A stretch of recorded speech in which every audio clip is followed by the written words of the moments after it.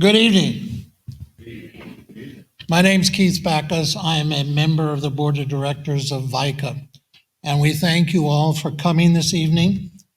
VICA has for more than a decade encouraged and fostered respect within our communities of faith. Your support, both in membership and donations, allows us to continue. Tonight, we bring together 4 of our community's faith leaders to share. Let me introduce our moderator for this evening. Rabbi Ben Shull is a graduate of the Jewish Theological Seminary of America and has served congregations in New Jersey, Florida, Maryland, and Virginia. He has a master's in social work from Columbia University.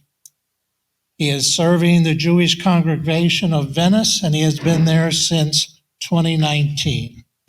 Please welcome our speakers.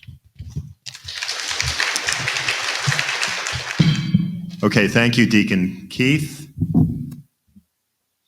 We're very happy to be here and to conclude this winter series. And I'd like to introduce our topic for tonight: turning mourning into dancing, changing sackcloth into garments of joy. And that's a quote from the 30th Psalm, Psalm 30. Sources of hope and resilience in our various faith traditions. So let me introduce our panelists who have become my friends as well as colleagues and associates. I'd like to begin with Robin Hager, far to my right, ordained as an elder in the Florida Conference of the United Methodist Church. Reverend Hager, Pastor Hager, has served in pastoral ministry for more than 20 years, serving now as the pastor of Grace United Methodist Church right down the block, right? Just here. On the other side, Village on the other. That's right down the block.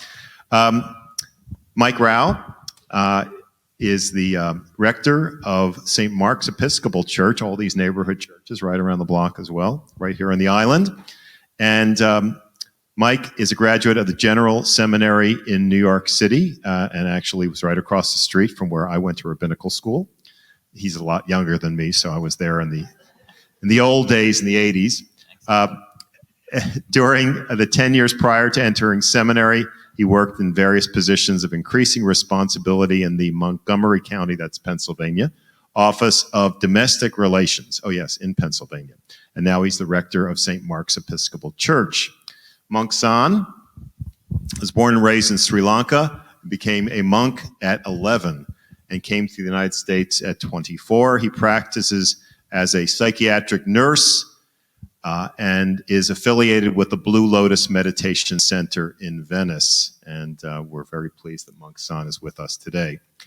So we'd like to begin tonight's discussion by giving each one of our panelists a few moments to just share how they individually have experienced the pandemic as religious leaders, as well as people who themselves draw upon spiritual traditions.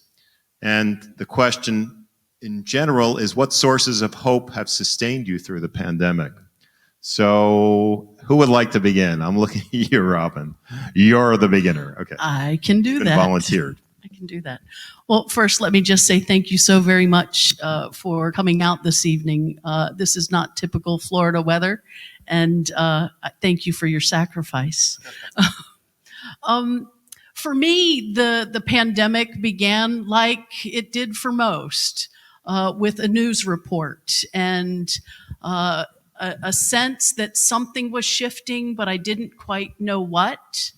I had tickets to an Atlanta Braves spring training game. My husband and I had invited our bishop, the Florida bishop, to come and attend the game with us. He's a huge Braves fan. And so for us, it was going to be a wonderful weekend of having fun at a baseball game.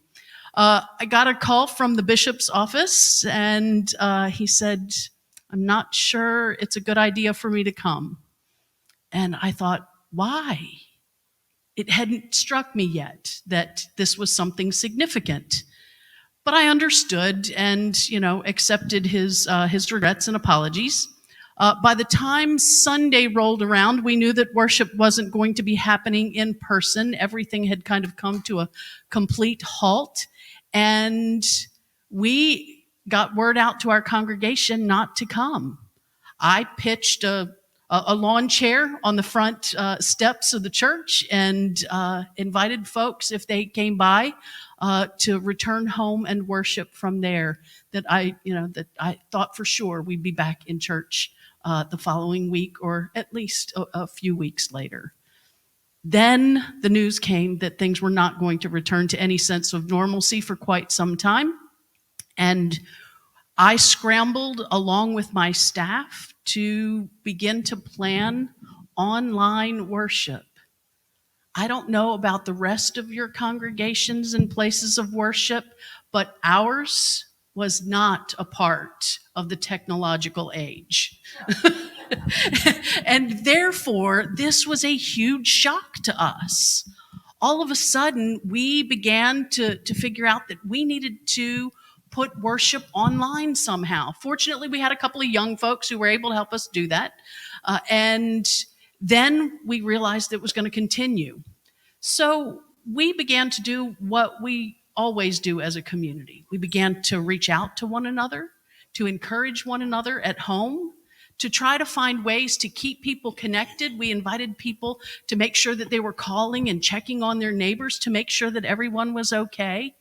We began to put scripture reading plans together so that folks had a way to kind of pray their way and read their way through the changes that were coming. And all of us just kind of hunkered down. I mean, that's what all of us did, right? For me, it was convenient. I live right next door to the church property. So my commute was really short.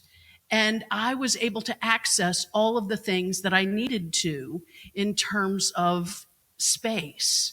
We began to produce worship in our sanctuary, and then created a studio space. We still use an iPhone as our primary way of recording worship in advance and making sure that that's online for people, because not everyone has returned to worship, even still. By the time we got through the summer, we decided we were going to have to find a way to worship. We pulled together a team of people to help us discern how to do that best.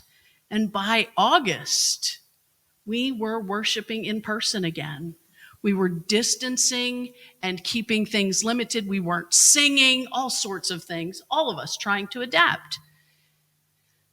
In January of 2020, my husband got COVID, and it became more real to me than ever. I was concerned about his health. 2021 was that? 19? I think you'll be 2021. Yes, Okay. Thank you. Okay. Thank you. That's all right. All of Sorry. the years run Yeah, together. I know. That's the other problem. Yeah. So in 2021, my husband got COVID. And like I said, it made things real. And I had great concerns for his health. Prayer was the primary way to handle things. As a person of prayer, I just continually sought God's face and asked for mercy, not only for him, but also for all of the other folks who were struggling. And eventually, he came through it, and no lasting impact as far as we know. I managed not to contract COVID, even though we were in the same household. And we have just kind of been plugging along. Times have changed. The reality is that we will never go back to where we were, none of us. And so we are looking to find new ways each day to find hope and to make a way in a new world. Thank you. Thank you, Robin. Mike. Yeah, so first of all, Joe Hudson was supposed to be here. I'm not Joe Hudson. That's true. I forgot to mention that. And it just so happens when he reached out to me recently, I was at home with COVID. And I thought, oh my goodness, he wants me to be on this panel to talk about the times that we're in. I'm experiencing firsthand right now. But thankful I'm much better and I'm with you all tonight. So thank you for being here. But recently I was reflecting about when the pandemic first started. And at that time I was in the Diocese of Pennsylvania, and I had some leadership positions in the diocese. And one of them was working with our bishop. And on that one Friday, the bishop couldn't make one phone call, and he asked me to be on it. It was with our county commissioners because they were calling this meeting. Now, we knew the virus was around. Several weeks before, we knew it was coming. Our church started to make efforts to try to prepare ourselves the best way we thought we knew how. The Sunday before that meeting took place, I remember thinking, okay, we got one more Sunday together. One more Sunday. I didn't realize that Sunday would be the last time many of them would just walk out the door physically. That Friday, I was on a Zoom call with our county commissioners, and they said, we cannot tell you what to do as religious leaders, but we are asking you, we are begging you to not have services this weekend. It's bad. I got off that phone call. The phone call was a lot longer than that, but I got off that phone call. I called the bishop, and he was just getting off the phone call with the governor of Pennsylvania. And I said, Bishop, it's not good. It's hitting the fan. And he said, I know. I just got off the phone with the governor. I'm going to send something out to the diocese. We got to not have services this week. We went into full mode to stream. There was a few of us in the church streaming this, and it was one of the most awkward things in my life because you preach to no one. Physically, no one is there, but you know people are watching you. We knew we were in for the long haul. We thought by Easter we would be back. Wouldn't this be a beautiful Easter celebration in our church? Well, Easter came, and Easter went, and we were still online. We've had to learn new ways, but one of the things that's never changed is God has never left us. God has never changed. And it's really taken us back to two simple things, our teachings and prayer. And throughout this entire time, I keep thinking, where are we meeting everyone? Where are we meeting them at? And one of the things that seminary never trained me for is this, because this is uncharted territory that we are in. And one of the things that I did was I became a chaplain at a local hospital in Pennsylvania when I was still there. And I was giving last rites to complete strangers on Zoom who were dying from COVID. And the first time it happened, there was a woman who she was having full conversation with me. I should tell you this too. So on Zoom, you can change your background. On a meeting prior, I had this nice background of like this ocean that was behind me. And when I went on the Zoom for the last rites, that background was still on me. So I'm like freaking out. I'm like, oh no. She thought it was hilarious. And we're having this full conversation. And she said, I just want you to give me last rites.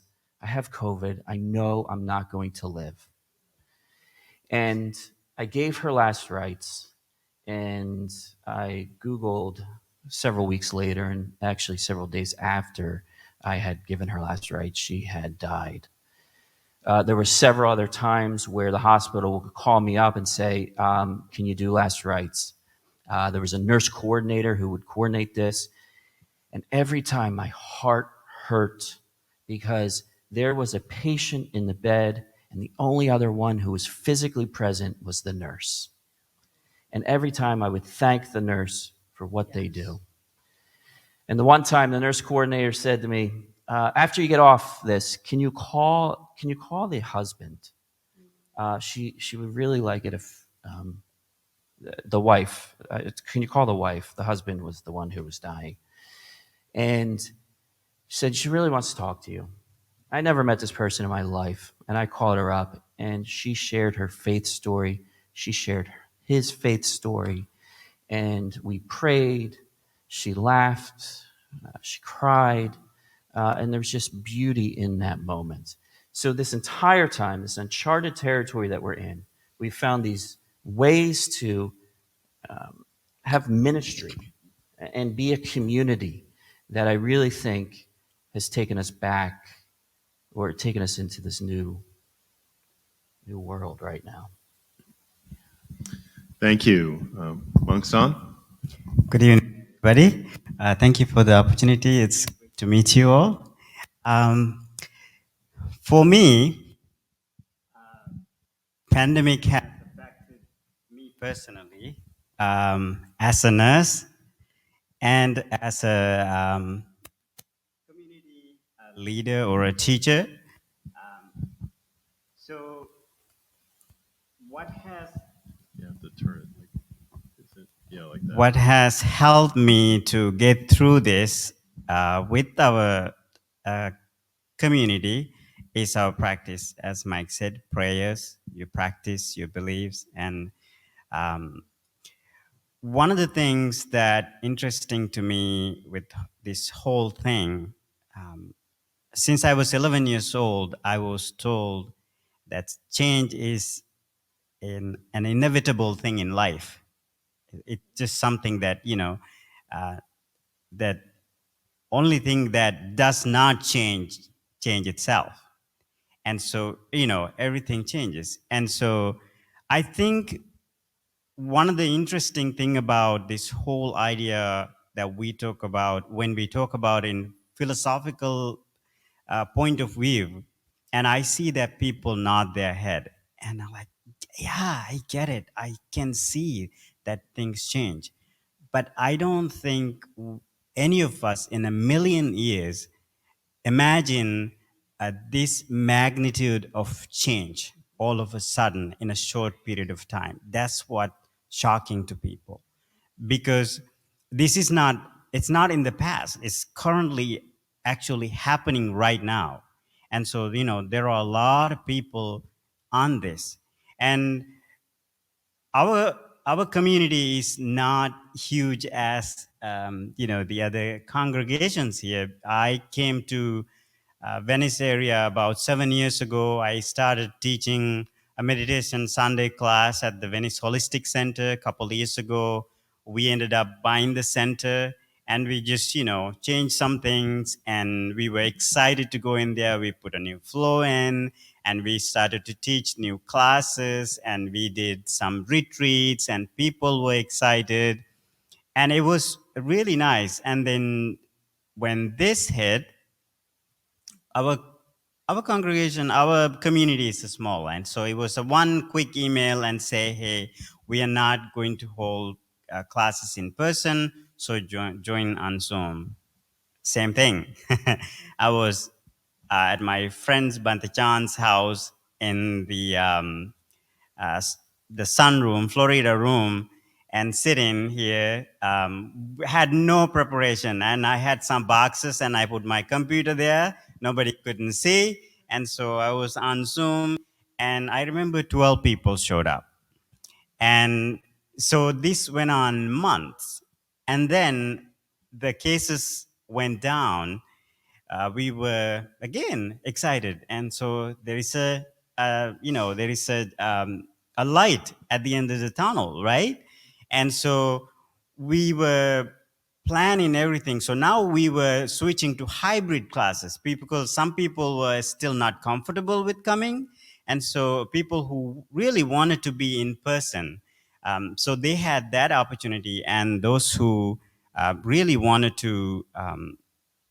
Didn't want to mingle with others and have that close contact, they still could meet from home. And so we had the flow changed again because it was a little squeaky. And so we had some friends really help us through this pandemic time. And we worked really hard for that. And then we had a open house, and then we had, I think, 2 classes probably. And one Sunday morning, I came and opened the door, and I looked inside the building, and I thought, this is different from how I left it last time. So found out our roof has come down. So the building was destroyed. And so ever since we went back again,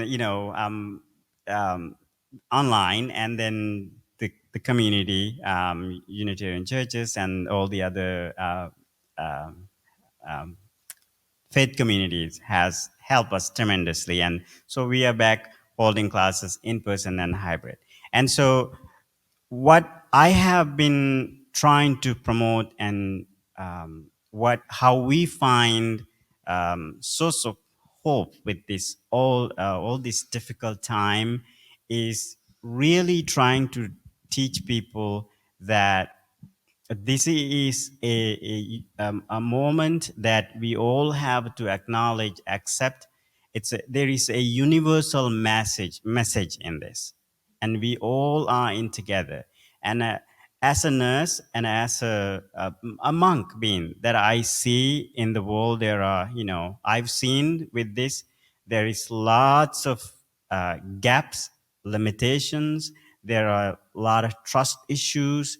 There are so many things feed into this. And so I think what I'm trying to teach people is how kindness, compassion, and being mindful about these changes and accepting, acknowledging, working with it, how we can build these relationships and our friendships, and get back to whatever the normal it is, and to sort of realizing that this change that we talk about, it can happen anytime, and this is the perfect time for us to have that deep understanding, insight, while we are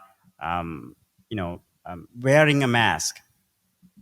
So we were told to not to wear a mask because of the using the mic. I always bring that as an example. It's an example that how kind you are, and that's all to it. Just forget about everything else. Kindness.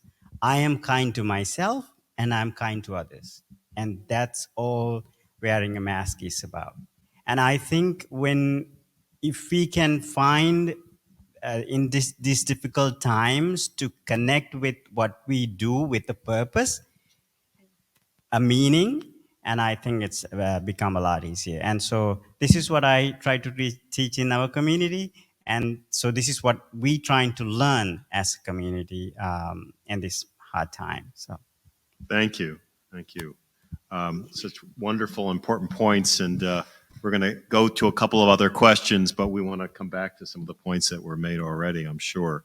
And we will certainly allow a significant amount of time for you folks to join in the discussion, ask any questions or comments. I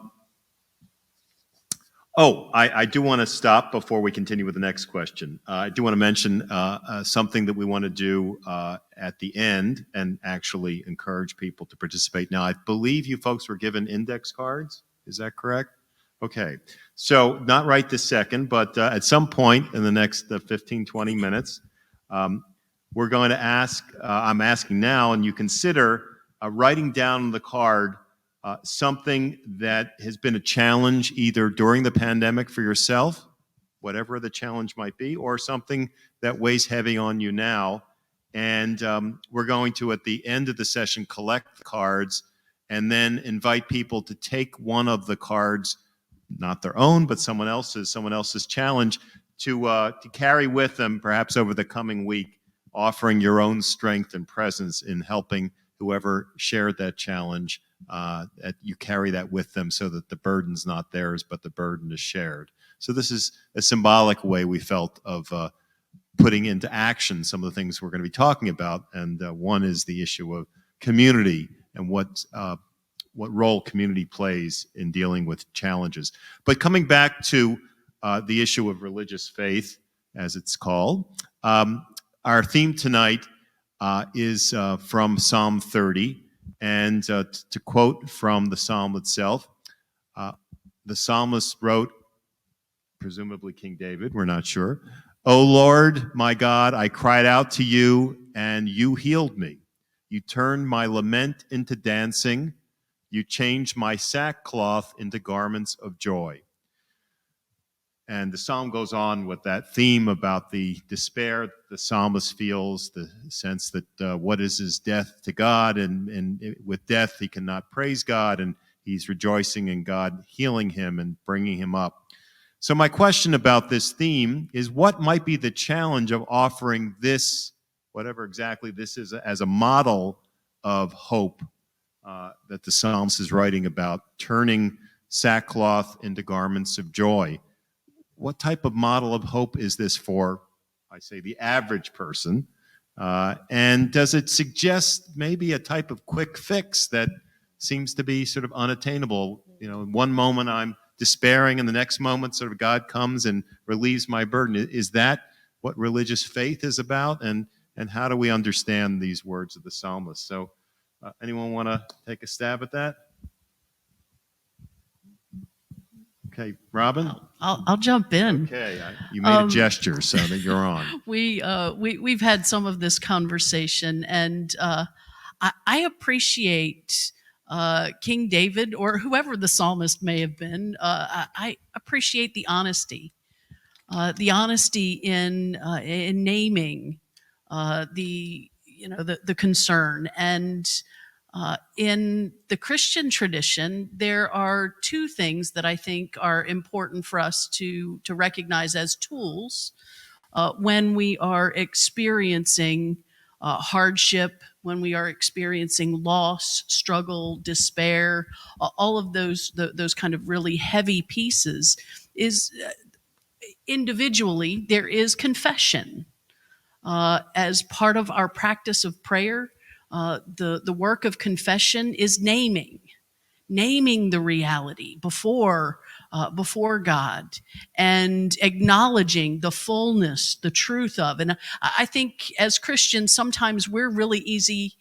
We're really likely to quickly move beyond the confession to the pardon, and then beyond that even to our eternal hope. But when we're talking about our own lives, confession plays a part in that it gives us space to dwell in our struggle, and to trust that we are not alone in our struggle as we name it.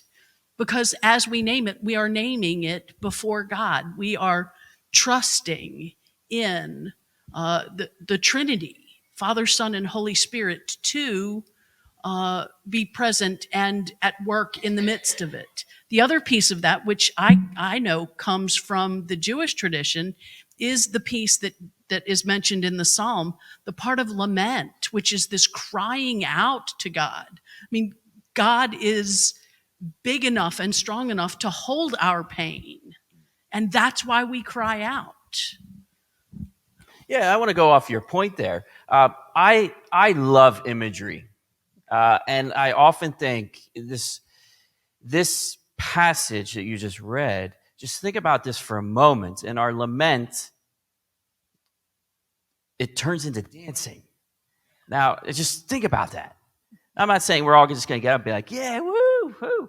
But in these times, we are all living this together as a community, as our own faith community, as the community of Venice, as the community of the Sarasota County, Florida, everywhere. We are a community. But think about that imagery. If this were not the pandemic and we read this, I don't know all of your stories, but we're all going through something. And we would all have, differences like we do right now. But we do have this common pandemic that we're in. And it, in a way, it's a lament. And I just think, how can this turn into dancing? And it goes back to the teachings. It's simple. It's how we simplify this. So we really need to trust.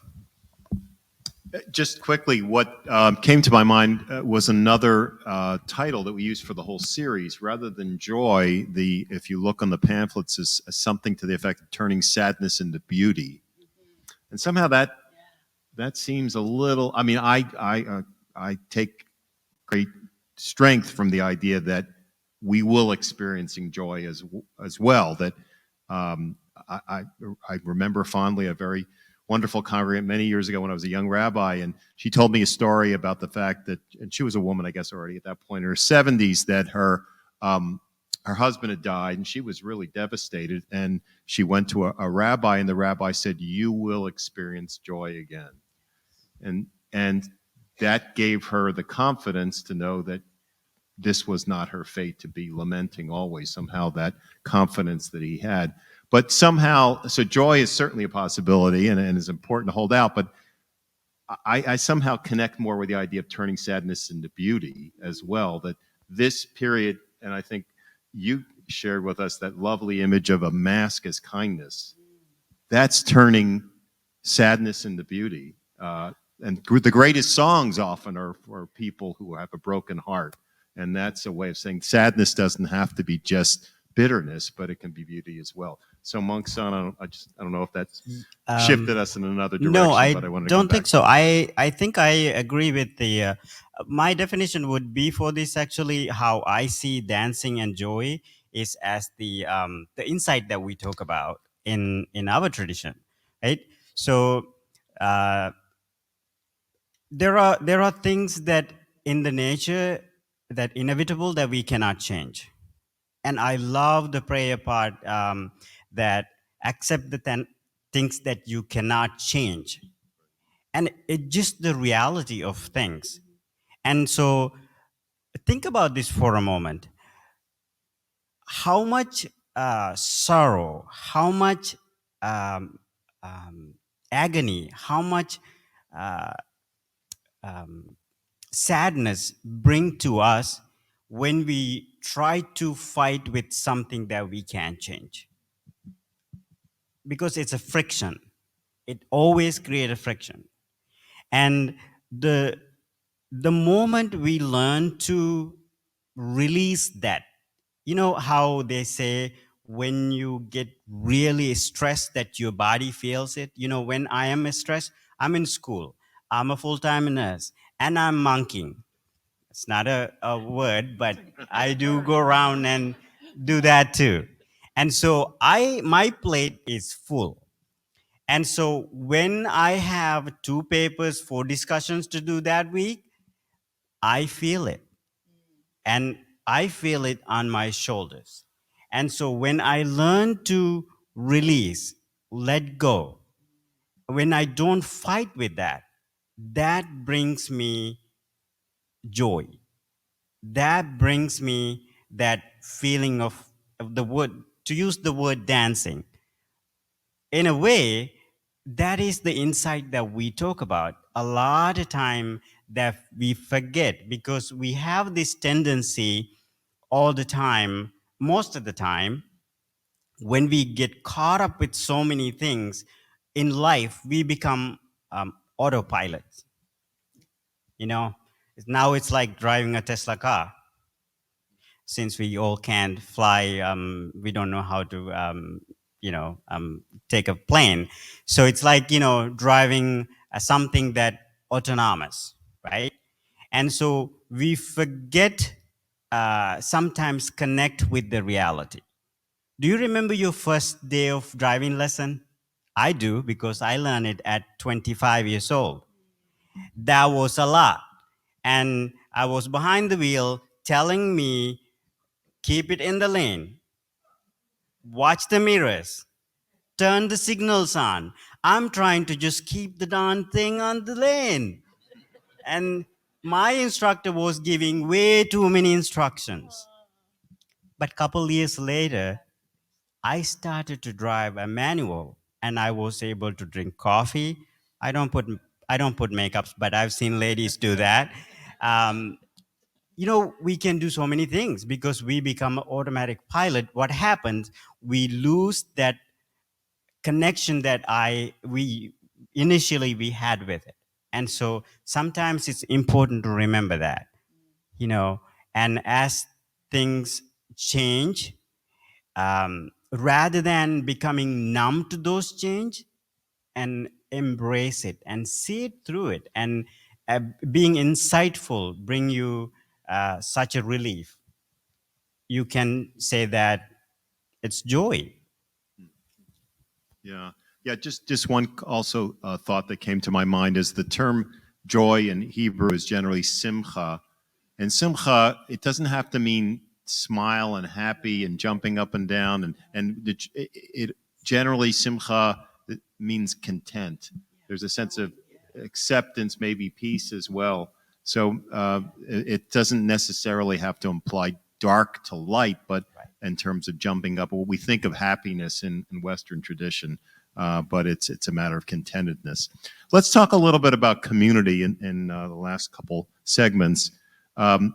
We discussed the importance in our conversations. We did have some conversations before tonight, and they were really wonderful. And this is one of the reasons I get such joy out of working with Venice Interfaith Community Association, is bringing people of like-minded interest and talking about important matters. So, the importance of community in coping, finding strength through adversity. How and why does this play out? Exactly, sometimes community can be annoying. And sometimes, and one of the other topics, actually, we can touch on this now, is community, because there can be some backbiting and politics and trying to impress the other person. We know that happens in synagogues. I assume it happens in churches and other places of worship, that they can't be safe places. This is the last place I want to bring my weakness and my pain. I don't want to bring it. I want to look together in front of these people. So we know that's a problem with community, but how do we see community playing out maybe at its best, hopefully, in helping us through adversity? Community also, what does it mean to see community as a community of the past? In other words, being part of a tradition, which certainly speaks to my religious tradition, the present community, a worldwide community, as well as a local community. And what does it mean to be connected to a future community, having some promise that what you're leaving will be carried on to others? And then I was going to also mention online community, the technology. Is that real community? And we know that there's a lot of things that are lacking from the online community, but we've all discovered that can be a great benefit. So there's a lot there. Community, I'll throw it out. Anyone want to start? Mike, do you want to start first? Yeah, there's a lot there, Ben. How much time you got? Yeah, I know. Well, we got about 8 minutes before we start with the questions and answers. I mean, community it has always been so important, but now during this time, we're seeing how important community really is. I got to tell you, one of my biggest fears is isolation of individuals and families. So how do you make sure that they're still engaged, still cared for, still part of the community? This pandemic has taught us new ways to do community. Picking up the phone and calling people. In the beginning of it, I was encouraging, challenging folks to call 3 to 5 different people every day. I saw people going grocery shopping for one another, dropping things off. In our Episcopal tradition, we have the Book of Common Prayer. We were dropping books of Common Prayer off to people's doorsteps. I joked that I felt like the UPS man. I would drop it, ring the bell, and run to my car. We were gathering hand sanitizer. I have to say this. I never thought in a million years I would have so much conversation around hand sanitizer that I did. We were gathering hand sanitizer, getting it out to community members. It's trying to figure out how we could care for one another in the times, just like we are trying to do that right now. The online presence is there to stay. It will never replace the physical connection, but the online presence is there. Back in 2013, the church that I was at, we were doing an adult education, and it was all about God in this world, and we had a futurist come, and I remember he was talking about, before you know, in the next 10 years, you're going to see telemedicine online. And I remember sitting there thinking, that's craziness. I'm going to seriously be talking to a doctor? Yeah, but guess what? We're living it now. So it's figuring out how we can do community and be community in these challenging times. And there's so many pieces of this, but there's no correct way, but there's so many pieces. Robin? Yeah, I think community has been has presented us with challenges, but it also has been the place where I have seen more beauty, more hope, and more joy than I think I was aware of prior to the pandemic. And it's all because everything has been brought back to the simplest of things. I don't know about the ways that your communities have done things, but often in my community, we start with a simple idea and we add layers to it until it becomes so complicated that we aren't even quite in touch with the why underneath what we're doing any longer. And what the pandemic has done for me is it has stripped a lot of those layers away. And we're really clear now about caring for one another. I mean, we did something as simple as we partnered with Gold Rush Barbecue because the owners there decided they wanted to make sure that the community was being fed when people were losing jobs and finding it difficult to go to grocery stores. And so they started a front porch pantry. You can go over there today and there are canned goods lined up on tables outside of a restaurant whose business is serving food and getting people to pay for it, but they're giving away food. And so we partnered with them to make sure that their tables were full. And we just went back to the basics. Connecting with people in communication, whether it be over the phone, across the back fence, however we could do it became the priority. And I think it's the thing that's made most of our lives feel even more connected in some ways than it was prior to the pandemic, because we're having actual conversations with people. So. Yes. I think the community is a very important aspect in Buddhist communities, because we have three jewels. A Buddha is the teacher or the one that you want to become. And then the Dhamma is the teachings and the path been explained, how to get there. And then the community is you and me all, right? And so we all are on this path. We are following footsteps of the people who has gone through this path, on this path before us, and then we are following their path to get to where we want to be, which is according to Buddhist tradition, is that recognizing, having that understanding, which is we call Buddha.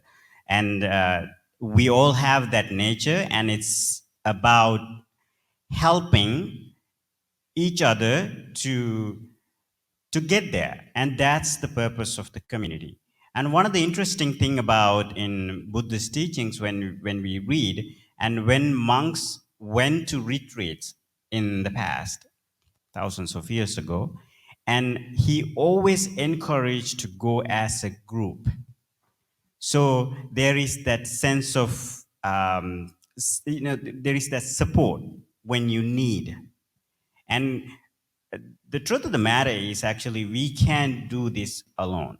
And I see this again and again in being a healthcare professional, a nurse. There are so many people struggling.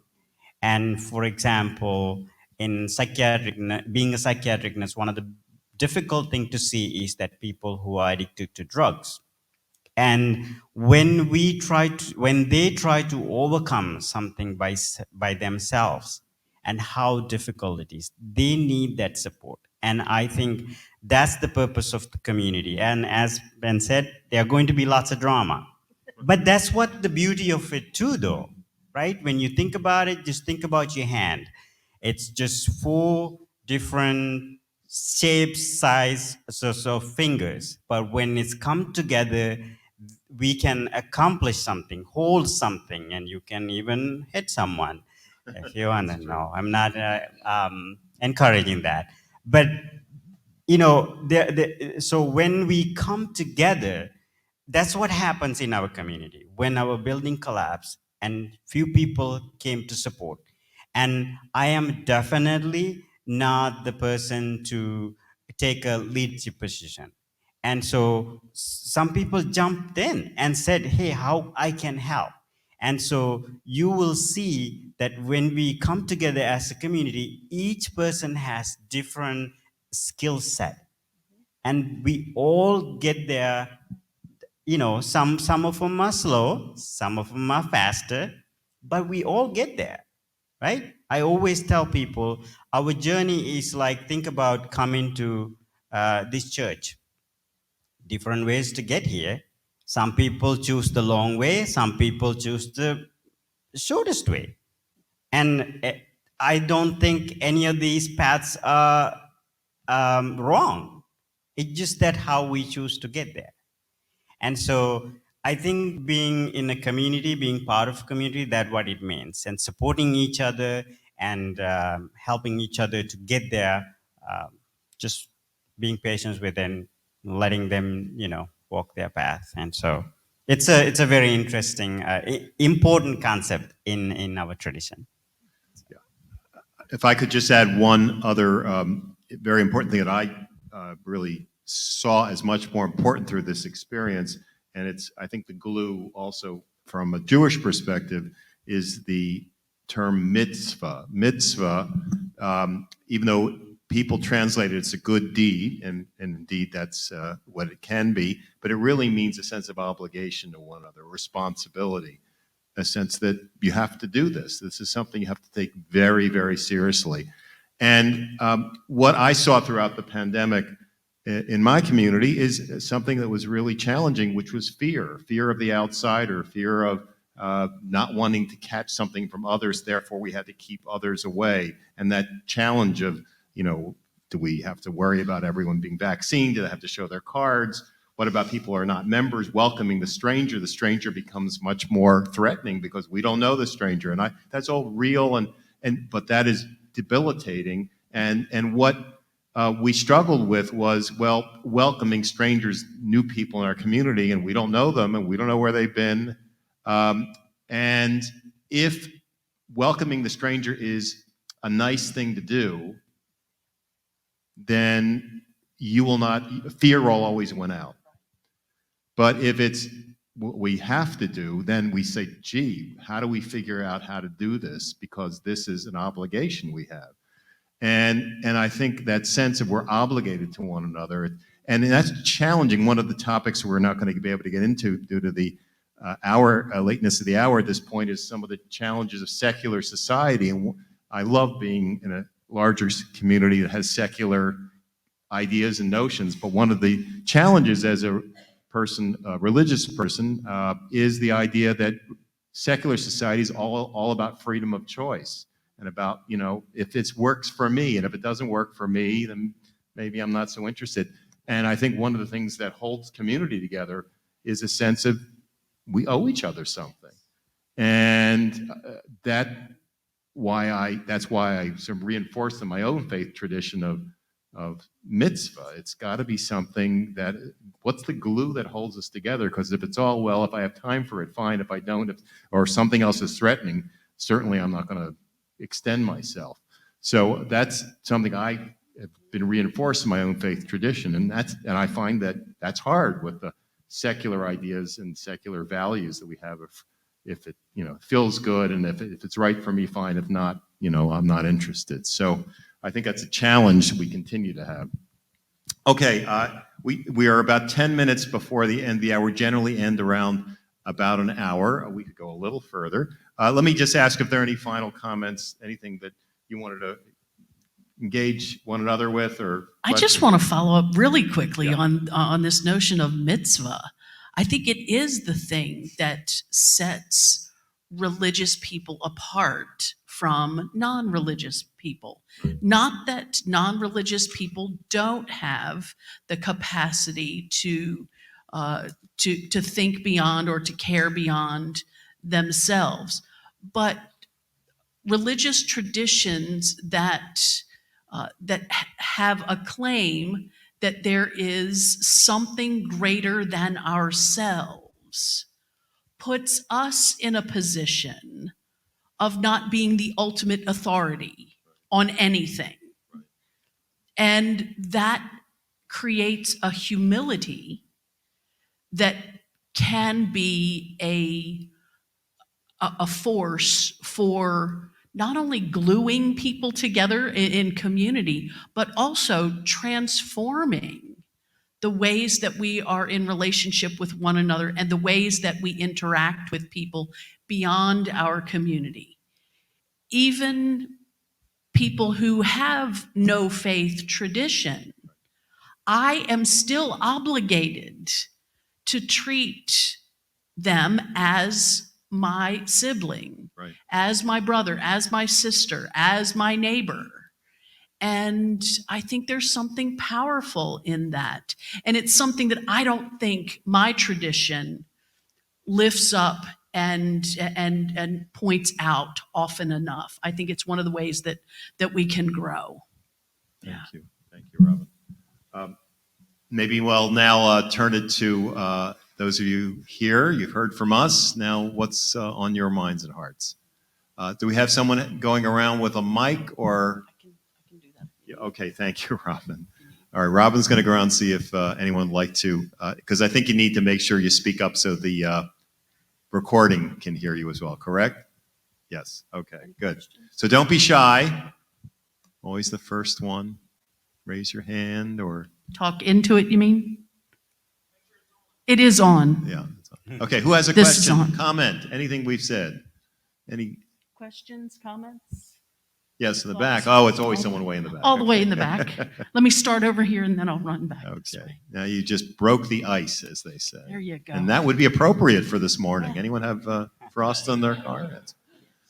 Okay. Do you feel that the religious traditions have any obligation to society in general in terms of this kind of communal thing? All this sounds so good, but there's been a lot of negative at large going on now. How do you speak to people who don't believe and try to foster some of this good? Okay.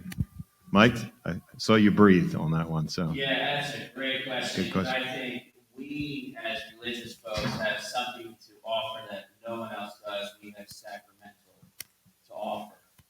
And how do we do that? And sometimes, it's so hard with masks. I used to say sometimes it's just a smile. But how do we share love with others? How are we the good neighbor to others? How do we care for everyone who we come in contact with, everyone who we meet? So there's no easy way to do this. That's for sure. Yeah. I think, this is really an important question because I was not born here, but learning history a little bit here and there, I strongly felt that in this country, faith communities has not done enough to reach out to people and to kind of convey the idea that as you're listening to all of us, you see that there is a common thread that we all want to care for each other. We all want to be healthy. We all want to be kind. We want to see kindness, compassion in the world. And I think all these faith traditions does speak these things. And I think it's important, rather than being isolated, only addressing these issues on our communities, actually reaching out like this. And I think that will bring us people together to build that confidence in people. And for me, as a nurse, it's a great platform to practice that, because I see so many people. And when I go to someone in the morning, when I get the report, they say, oh, so-and-so, be careful. And first thing I do is I drop that mentality, judgmental mindset, whatever that they are feeding me. And I go, the first thing I do is I introduce myself and I say, I'm so and so. How can I be help you today? That's a great start. And I think that will eliminate so many that tension that we feel. And it's a great question. Yeah, I just wanted to echo also something that both of you said, and specifically what Monk San just mentioned, that what we're doing here tonight. I know this feels like a small effort, but it's an important effort. And this is one of the reasons that I think VICA serves such an important role, and we're actually developing more of a clergy element, and there's a wonderful lay element to VICA, but we're trying to make sure the clergy get together to make the statement of the world today that people from various faith traditions, religious traditions, see it as vital to get together and talk about what we have in common. I think that's more important than any time in my lifetime that we do this, and we do this boldly and effectively communicating this to the community, and that's something that we've been talking about, VICA, where we need your help. How do we put these efforts so that the majority of the community can see this? Look what religious leaders and people of various faiths get together, and how do we solve problems in common? How do we bring our voices together? There's so much sense of the world falling apart that I think this effort is more vital than it's ever been. So let's keep trying to do this through VICA, I think, in our community. Yes? In my tradition, we say, Amen. Let it be so. My wife and I have 4 grandchildren that live in Portland, Oregon. We were not able to see them for 3 years because of the pandemic. And we visited them for 3 weeks during Christmas.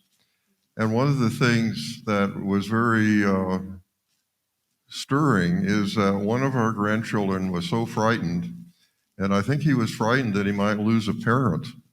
And I think we hear about children that aren't old enough to really cope with this. So I'm wondering, how can we talk to them to console them?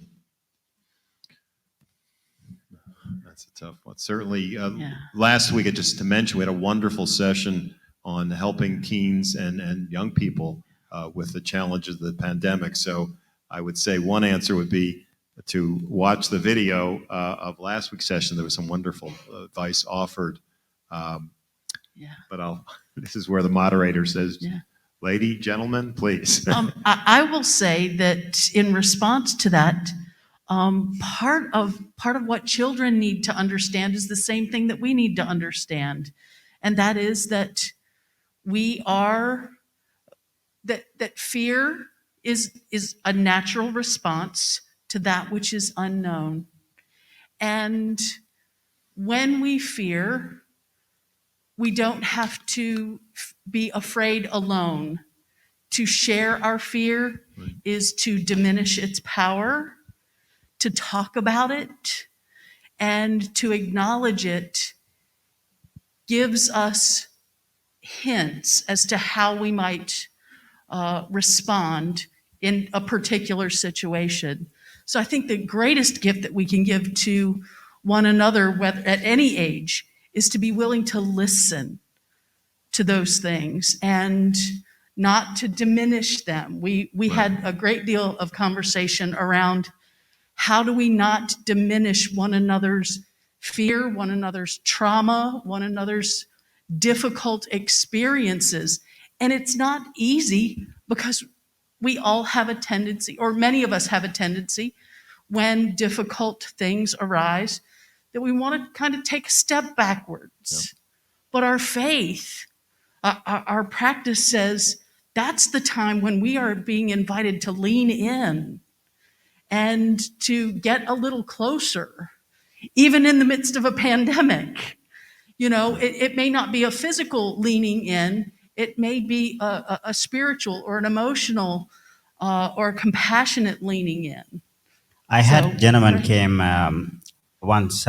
He was admitted because he was completely psychotic, and he locked himself in the room for 4 months because of pandemic, and he went shopping and he thought it was enough, and he was really, really paranoid. And he was, somehow he had learned the least coping things, how to cope with these things. And I think when something like this hits, it's the reality of, being overpopulated sometimes. We have too many people in the world, and, very dense communities. And so rather than feeding fear, what's the outcomes going to be if we get the virus, teaching them coping skills, like how we going to manage this as our family, and what can we do, and how we can wash our hands, and what a mask does, and what a distance does, because it's an opportunity actually for them to learn a new way to deal with it, because at the end of the day we all have to learn to deal with this. And so it's a really tough lesson, but I think we should begin. And going off of what you all just said, I think it's a question of how as we as a community create a safe space. Your microphone is not working. Thank you. I think it's the question that we need to ask is, as a community, are we creating a safe space? And how do we create a safe space that others can share their questions, their pain, and be vulnerable, and how we can love and support one another? Let's see. Yeah, there's one other question, and we can continue the conversation. We'll hang out for a few minutes afterwards if you want to just talk with us individually. We want to be respectful of people's time. So one last question, and then we have a final exercise and some final comments. I guess I don't have a question. I do want to share something. This is a card I carry in my purse and have for years. I will read you what it said. It comes from a book by Cheryl Strayed, who wrote the book Wild, From Lost to Found on the Pacific Crest, when she did her journey. It says, "You don't have the right to the cards you believe you should have been dealt. You have an obligation to play the hell out of the ones you're holding. And my dear ones, you and I have been granted a mightily generous one. So one thing I have done to bring myself to hope is to, I guess, simply count my blessings, because I do meditate. I take time every day, sometimes 2 or 3 times, where I spend at least 5 minutes or 20 just going inside. And when I'm done, I say, thank you. I am here. I am now. And I can be and act and move forward. And, for me, I was in quarantine. This is the 3rd time in my life. The first time was scarlet fever. My dad was a milkman. I was in bed for 3 months in the house in a room. The second was polio, when my young cousin slept in the bed with my sister and I and came down with polio, and we were quarantined again. And the 3rd time is now. But I look at what I have accomplished, what I have lived through. And I lived through the polio epidemic. I lived through the AIDS epidemic, and I worked in that with people with the disease early. And so for me, I just need to remember every day that I'm here now, and that I have come through a lot. And being heard, I learn my speech, and I can speak when I am listened to for my pain.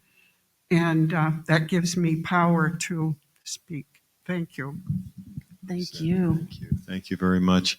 Thank you. So Yeah. I know, Robin, you're going to help with collecting the cards in a moment. Folks, if you haven't had a chance, no one's under any obligation. Speaking of obligation, it's not a mitzvah to write it down.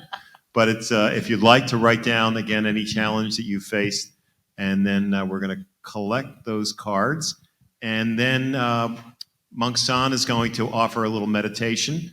And then as you leave, you're welcome to take a card and carry the card with you throughout the week. Again, the idea is lending your own strength and at least awareness that someone else is helping to share your burden, and your burden is not alone. And that's one of the themes that we keep coming back to, is the importance of community. So let me just finally say, I know that I believe that there's always a little message about the importance of VICA. I've already gave a little spiel, as we say, about that, but I again emphasize that there's opportunities to make contributions to our efforts. And I know our good friend Shirley in the back probably has some contribution cards you can fill out. We'd love for you to continue to be part of VICA, and we again hope to continue with programming throughout the spring, and always look forward to another hopefully successful winter series next Martin Luther King Day, which is again this spring full circle, this winter series 2022. So, Monk San. Okay, everybody. So let's take a couple moments, and I will guide you through this practice. And it's a loving kindness practice, and we're going to start with ourselves, and we're going to share it with our loved ones and with the rest of the world. Powerful, loving, and kind thoughts. Just take a few moments to settle in, find a very comfortable posture, keep your back straight as much as you can.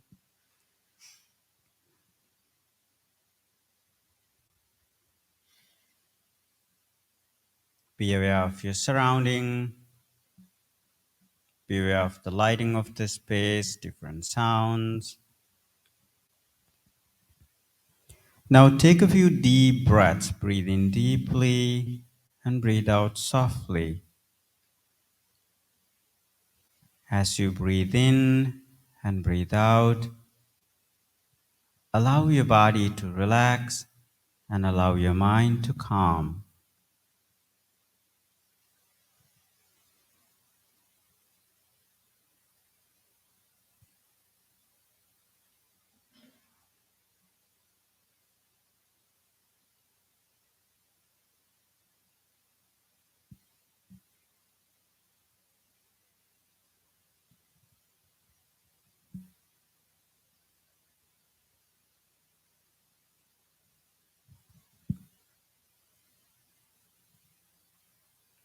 With that deep centeredness, let's take a few moments to practice loving kindness towards ourselves, thinking thus: may I be healthy, may I be content, and may I be peaceful. May I be healthy, may I be content, and may I be peaceful. As you repeat these words, understand the meaning of each word deeply.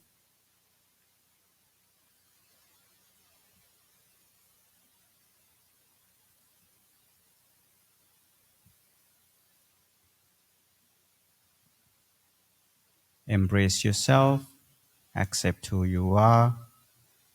Truly be kind to yourself, be compassionate. Fill your heart with joyful, kind, caring, and compassionate thoughts.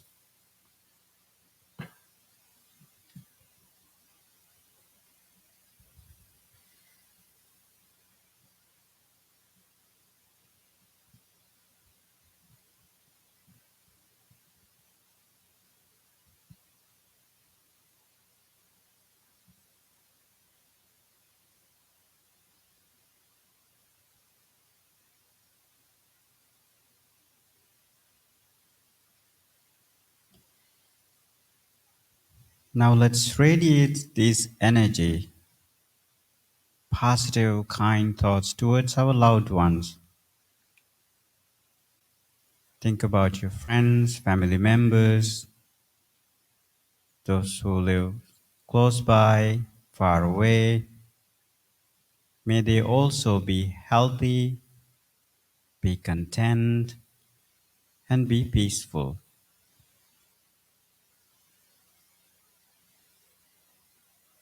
If you can think of someone that who are struggling right now, think of that person.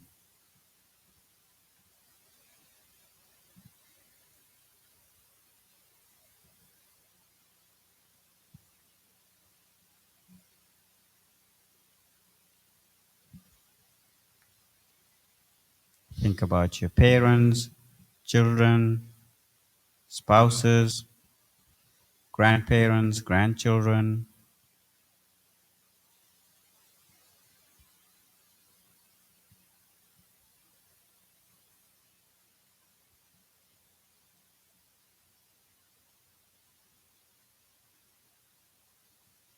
May my loved ones be healthy, be content, and be peaceful.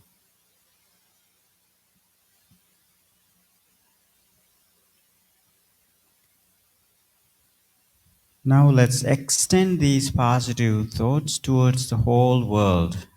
Think of all living beings, humans, non-humans, all the creatures.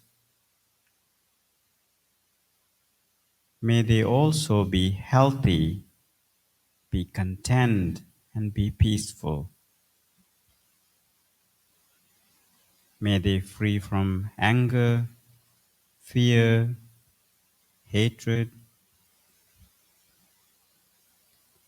There is so much suffering in the world due to many reasons, many conditions. Hunger, wars, different types of diseases like COVID. We all are together in journey, and a journey to heal, to be healthy.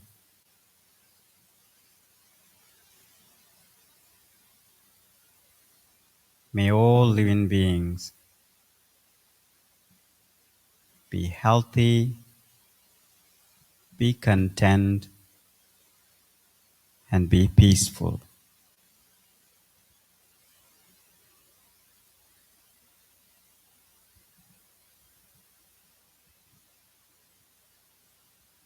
May peace be with you. May you be healthy. May you be content. And may you be peaceful. Thank you very much. You may open eyes. Thank you, Monk San. So as you leave, again, we invite you to take a card if you feel so inclined, and to carry someone's challenge or burden with you. So we know that as we carry someone else's, someone will carry our burden as well. Thank you, and have a safe trip home. Thank you, everybody.